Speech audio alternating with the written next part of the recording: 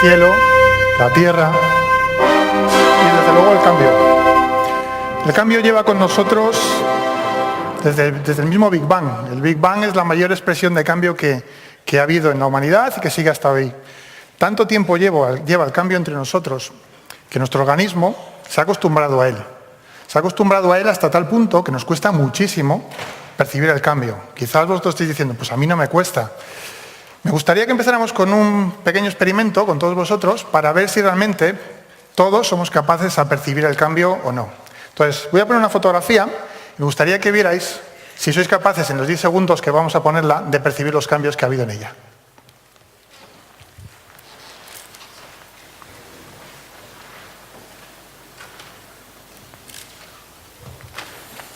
Os habéis visto todos, ¿verdad? Mejor dicho, no os habéis visto nadie, ¿verdad? No pasa nada porque los ha habido. Cuando el vídeo se va a poner de esta sesión, se va a poner en internet, para que veáis que no hay truco, veréis que hay un cambio. Realmente alguien, mientras lo he estado diciendo, ha segado ese trozo de hierba. ¿Vale? Y ha sucedido de verdad, ¿vale? ¿Qué ha pasado? Pues que, como os digo, tanto tiempo lleva el cambio entre nosotros que somos ciegos al cambio. Es un fenómeno ampliamente conocido que se llama ceguera al cambio. Se lleva estudiando en psicología desde muchísimos años. De hecho, no es que se lleve estudiando en psicología, es que los magos de todo el mundo durante muchísimos años han utilizado nuestra ceguera al cambio para hacer sus trucos de magia. De hecho, en el siglo XIX, cuando empezaron las primeras películas, los primeros editores de vídeo se dieron cuenta que la gente, los espectadores, no veíamos los cambios que sucedían en el fondo de la pantalla. Esta ceguera al cambio, como digo, lleva muchísimos años, de hecho siglos, conociéndose, pero no ha sido hasta hace muy poquitos años que se ha descubierto quién era el culpable de esta ceguera al cambio. Esto, de hecho, como no podía ser de otra manera, pues es nuestro cerebro. The University College de Londres ha descubierto hace unos años, no muchos, que realmente el culpable está en el lóbulo parietal, que está un poquito por encima y hacia atrás de nuestra oreja derecha, pero que lo curioso de este lóbulo es que no gestiona la vista. O sea, lo que habéis visto antes no es un tema de vuestra vista. Los trucos de magia no son un tema de nuestra vista, son un tema de este lóbulo que, entre otras cosas, gestiona, por ejemplo, la concentración, pero como digo, no la vista. Es decir, por nuestra propia fisonomía, por nuestra propia naturaleza, tenemos muchos problemas para ver los cambios que suceden a nuestro alrededor, como habéis sido vosotros testigos hace un momento. Pero además ahora hay un fenómeno más importante, y es que los cambios son tremendamente más profundos y tremendamente más rápidos de lo que han sido nunca. Vamos a poner algún ejemplo que lo ilustra claramente. Por ejemplo, si vamos al mundo de los servicios, ¿cuánto tiempo le ha llevado a determinados servicios llegar a los 100 millones de usuarios? Al teléfono le llevó 75 años, pero desde entonces todos los servicios han ido reduciendo este tiempo, principalmente gracias a fenómenos sociales, demográficos y también tecnológicos. La globalización, todo el mundo conectado con todos, la inmediatez, cualquier cambio se transmite al otro punto del globo de una forma inmediata, y también la democratización de los servicios. Hay países en África, hay zonas en África que tienen más acceso al teléfono móvil que a la electricidad. De hecho, esta reducción de tiempos se vio, por ejemplo, con Candy Crush, seguro que muchos habéis jugado a él, que llegó a 3 meses el llegar a lo que el teléfono le costó 75 años. Pero no quedó ahí la cosa. Todos habéis visto lo que ha pasado este verano. Pokémon GO.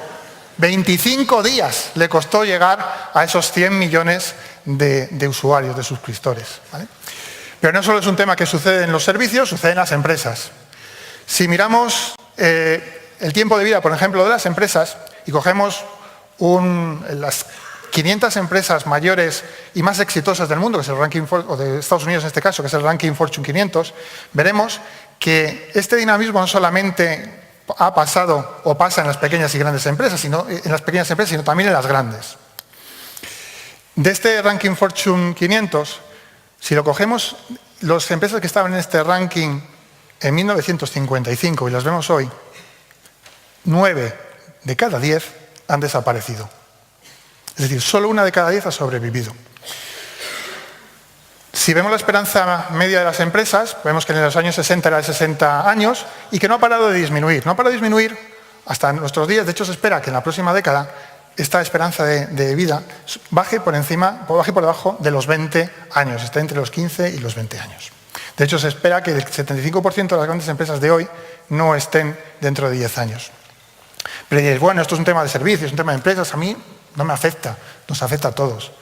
Vamos a ver un tema más personal, de hecho, incluso a nuestros niños, ¿no? El 65% de los niños de primaria van a trabajar en trabajos que hoy en día no existen. Y lo que es peor, decía el Foro Económico Internacional hace unos meses en Davos que van a desaparecer muchísimos trabajos repetitivos. Es que es más, yo estoy convencido de que aquí a 10, 15 años todos los trabajos repetitivos van a desaparecer. Y nadie va a estar a salvo de esto. Desde un conductor de autobús que verá cómo llegan los vehículos de conducción autónoma hasta un médico que verá cómo los sistemas de inteligencia artificial realizan gran parte de su trabajo. Suena mal, ¿verdad? Asusta, al menos a mí me asusta, vosotros también, ¿no? ¿Qué podemos hacer ante esto? Pues se puede hacer, podemos obviar los cambios, resistirnos a ellos, pero es que van a pasar por delante de nosotros como un camión si no hacemos algo. Entonces, muchas veces las mejores lecciones están en la naturaleza. Me gustaría compartir con vosotros un experimento de la naturaleza que demuestra cómo la naturaleza, que es muy sabia, hace en estos casos. Para ello vamos a empezar con una abeja. La abeja, que es el único insecto que fabrica un alimento que come el hombre, yo creo que dentro de los insectos es uno de los que más cercanos están al hombre, y que si fuera una persona, podríamos decir que tiene muchas de las características de un trabajador perfecto, ¿no? Es trabajadora, de hecho, en cualquiera de sus viajes a recolectar el polen, recorre entre 50 y 100 flores. Es muy ordenada, respeta la jerarquía, de hecho, como es que ve a la abeja reina. Es muy buena trabajadora en equipo, reúne muchísimas de las características que nos gustaría en cualquiera de nuestros trabajadores de nuestras empresas. Luego tenemos la mosca. No se me ocurre ningún calificativo bueno de una mosca para un buen trabajador, ¿no? Pero luego tenemos otro personaje que es nuestro experimento. Este caballero, Sir John Lubbock, es un tío millonario que vivió en el siglo XIX, era tan millonario que tenía tiempo para hacer cosas tan interesantes como analizar las diferencias entre una abeja y una mosca. Vamos, hay que ser muy millonario para hacer eso, ¿eh?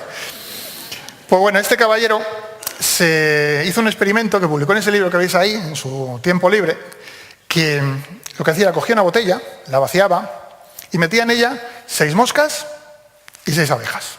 Y ponía el fondo junto a una fuente de luz. Al cabo del tiempo, las abejas habían muerto o de cansancio o de hambre, mientras que las moscas, en solo 2 minutos, habían salido todas listas de ahí. ¿Qué es lo que pasaba?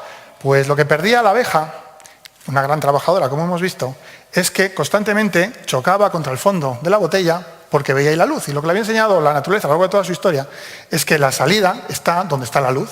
Entonces aplicaba, lo que la perdía es que aplicaba la lógica que había aprendido toda su vida.